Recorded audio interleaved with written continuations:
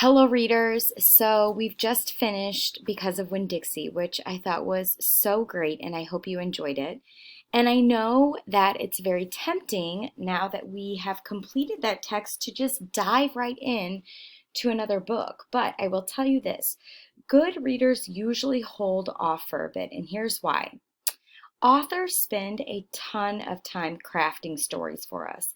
They're going to think carefully about how they introduce the readers to us. They're going to describe the world that the characters live in, which we call the setting. And they're going to think about how they interact with each other, how they're going to create tension so that we have hurdles and challenges for the main character until we just don't think they're going to make it through the text. That's called our climax. And then, of course, as we've reviewed the past couple of days, authors take a long time to think about how they can resolve the big problems so that the character will take away some really big important lessons. And along with the characters, the readers can learn those lessons too. So we know that from actually our narrative nonfiction lessons that these are all of the elements that an author takes a very long time to think about and develop. We've got our main characters, which they're going to include, what do they want? What are they motivated by? How would we describe them? We would call those character traits. Where does the story take place and when does it take place? And of course, we've got our problems and then how they're solved, which is the resolution.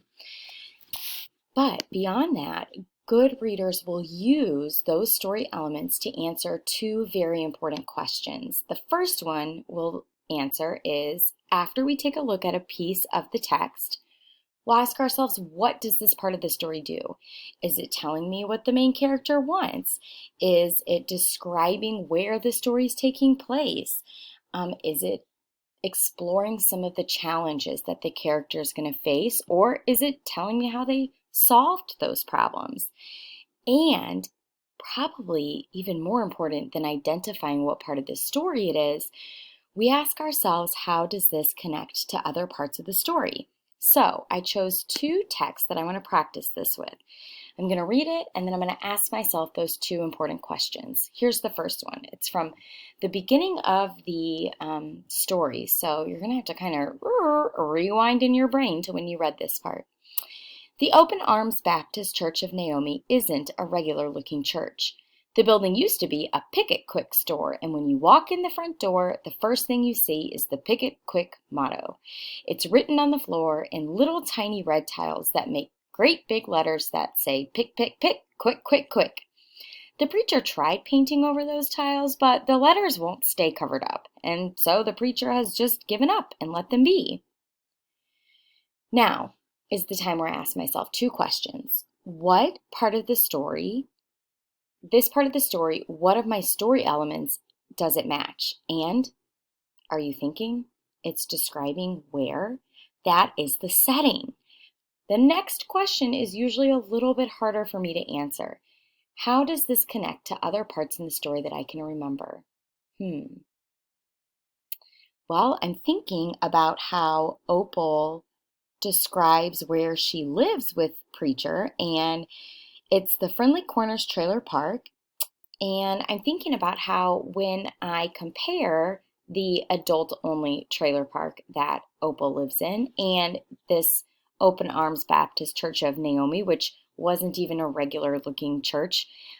It wasn't even a church when it was first created. It was a grocery store, and they can't even get rid of all of the grocery store decorations. And I'm thinking that neither of these places is very fancy. And it just kind of gives me a sense of where Opal's living, right? Maybe a small town where people are just kind of thrown together and make do with what they have. So I can connect this passage telling me about the setting to another part of the text telling me about the setting and dig a little bit deeper to give me more information about how this might affect our main character, Opal.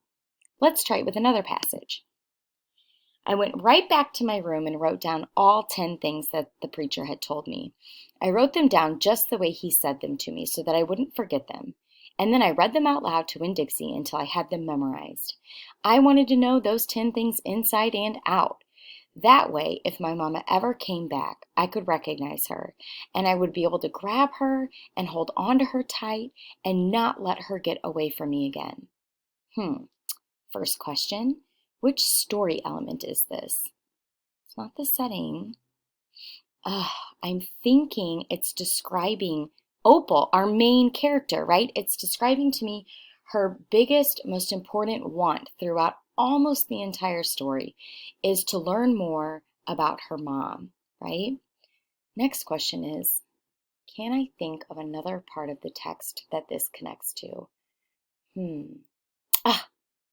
I am thinking of a part of the text where Opal was holding on to something so hard because she didn't want to let it go, and that was Winn-Dixie during the thunderstorm. Both of these passages are reminding me, when she's holding on to Winn-Dixie, and also this one that I just read, that Opal has a hard time letting things go, right? Once she finds something that she loves, she really struggles to give it any kind of space. And towards the end of the story, we discover that she's able to resolve that. So today what you're going to do is look at some parts of the text and ask yourself what story element it is. As a challenge, I would like for you also to think, does this remind me of another part of the text? Where did the author connect this part to another part to deepen our understanding of the story?